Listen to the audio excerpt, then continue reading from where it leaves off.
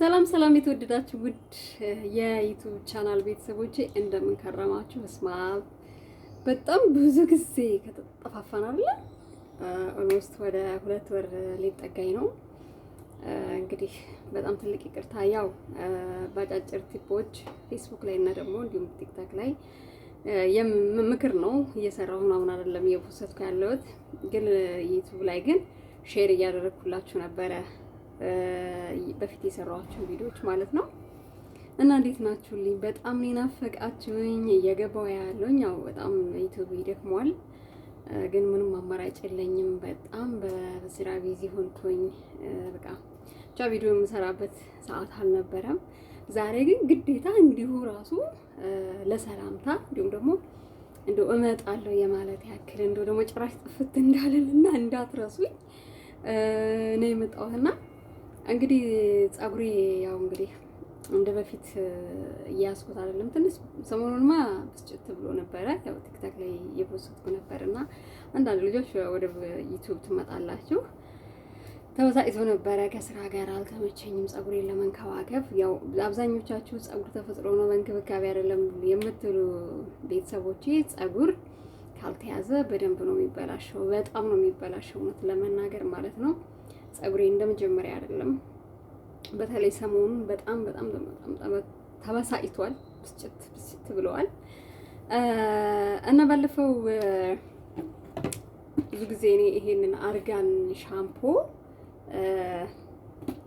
አያችሁ እውነት እንትን ብሎ መጨረሻ ላይ በውሃ ሁሉ እንትን ብዬ ነው የተጠቀምኩት፣ ሌላ ላለመጠቀም ማለት ነው። እና ይሄንን አርጋን እንደምጠቀም ነው በጣም እንደተስማማኝ ምናምን ነግሬያቸዋለሁኝ። በጣም ማለት ነው ለሁሉም አይነት ፀጉር መሆን ይችላል።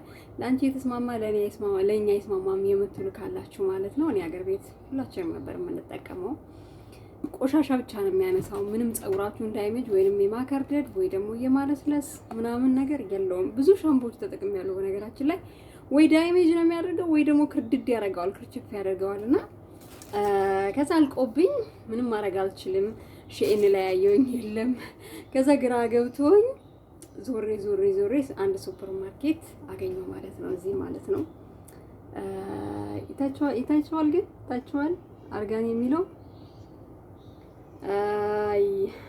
እዚህ ጋር አያችሁ አርጋን ነው የሚለው እና በተለያየ ፍሌቨር ነው ያለው፣ ግን ሽታው በቃ ተቀራራቢ የሆነ ሽታ ነው ያለው። ያው የአርጋን ምርት ሽታቸው ውስጥ ተቀራራቢ ነው እና በዚህ ነው አያችሁት። ይሄ ቡናማ አለው፣ ይሄኛው ደግሞ የዚህ ጋር ያለው ፍሬ ማለት ነው። ምንድነው ይሄ ፍሬው?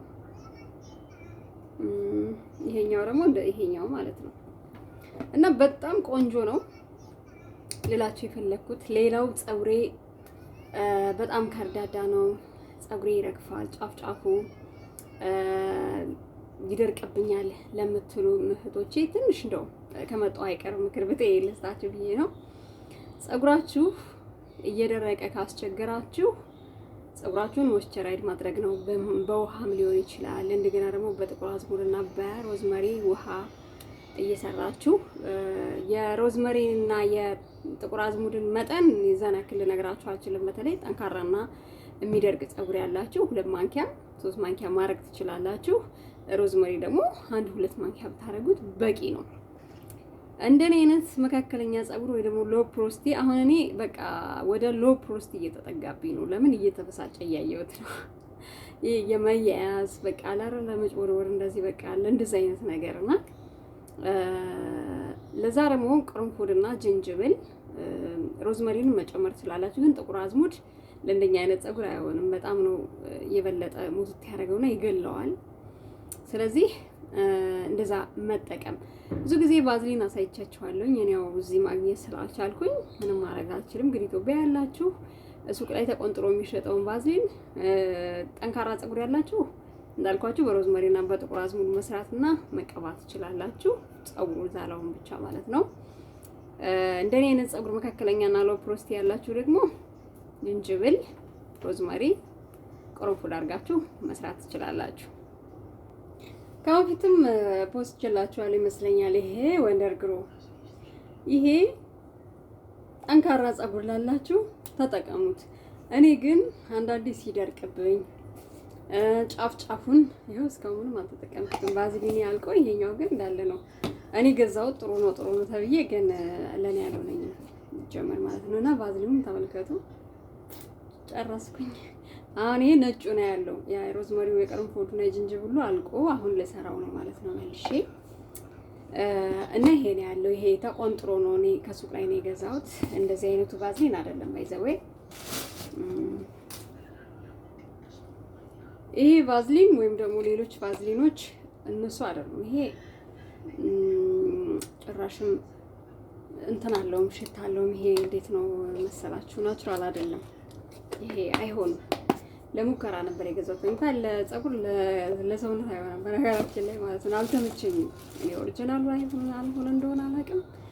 ይሄ ግን ፀጉራችሁን በተለይ ሃርድ ፕሮስት ይሄ ጠንካራ ፀጉር ያላችሁ ፀጉራችሁን ወደ መካከለኛ ፀጉር እንትን ይሏል። ሙቀት ሲሰጠው እየፋፋ ይመጣል።